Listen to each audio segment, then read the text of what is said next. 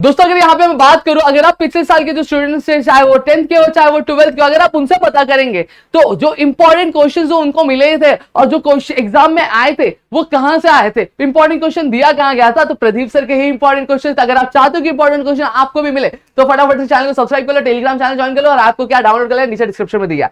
अगर आप प्रदीप सर की स्ट्रैटेजी, अगर मैं बात करूं प्रदीप सर की जो स्ट्रैटेजी जो काम आती है, जो पिछले साल कई सारे बच्चे को क्या अच्छा स्कोर करने में हेल्प किया था, तो यहां पे बता दूं तो उसमें एक जो आता है, एक चीज जो आती है वो होता है पेपर पैटर्न। तो पेपर पैटर्न आपके लिए जानना बहुत जरूरी है। आप कौन से भी सब्जेक्ट का, तो अगर पेपर पैटर्न आपको पता रहेगा तो कहीं ना कहीं प्रिपरेशन करने के लिए आपके लिए आसान हो जाता है। तो आज मैं 10th स्टैंडर्ड का आपका इंग्लिश का जो पेपर पैटर्न है वो मैं डिस्कस करने वाला हूं कि आपका कौन सा क्वेश्चन, किस तरह का क्वेश्चन आपको कितने मार्क्स का आएगा।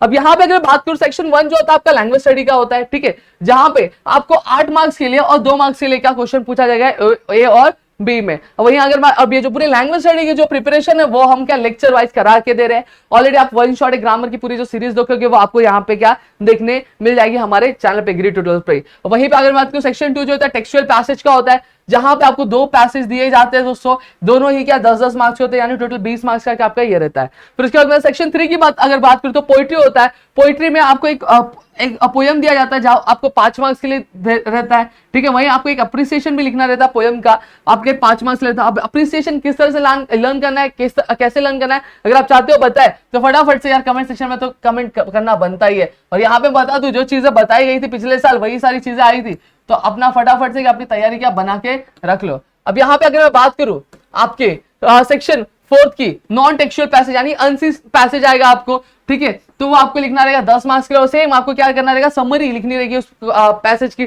तो वो आपको 5 मार्क्स के लिए रहेगा। वही अगर मैं बात करूं सेक्शन 5 में लेटर राइटिंग आएगा, फॉर्मल इनफॉर्मल, फॉर्मल भी आ सकता है, इनफॉर्मल भी आ सकता है, फॉर्मल या फिर इनफॉर्मल में से अगर आपको ऑप्शन आता है तो आपको कोई एक लिखना रहेगा 5 मार्क्स के लिए। अब कौन सा अटेम्प्ट करना चाहिए, फॉर्मल अटेम्प्ट करना चाहिए कि इनफॉर्मल, अगर आप चाहते हो बताए, हम तो भाई तो बनता है चैनल को सब सारी चीजें बताई जाएंगी, कौन सा क्वेश्चन अटेम्प्ट करना चाहिए, कौन सा नहीं करना चाहिए, कहां पे आपको टाइम बचेगा, कहां पे आपका टाइम ज्यादा जाएगा, सारी चीजें यहाँ पे बताई जाएंगी। अब यहाँ पे अगर बात करूं नॉन वर्बल टू वर्बल और वर्बल टू नॉन वर्बल लिखने के लिए 5 मार्क्स के लिए, या फिर व्यूज और काउंटर व्यूज ये आपको लिखना आएगा, या फिर स्पीच ड्राफ्ट करने के लिए 5 मार्क्स के लिए, ठीक है।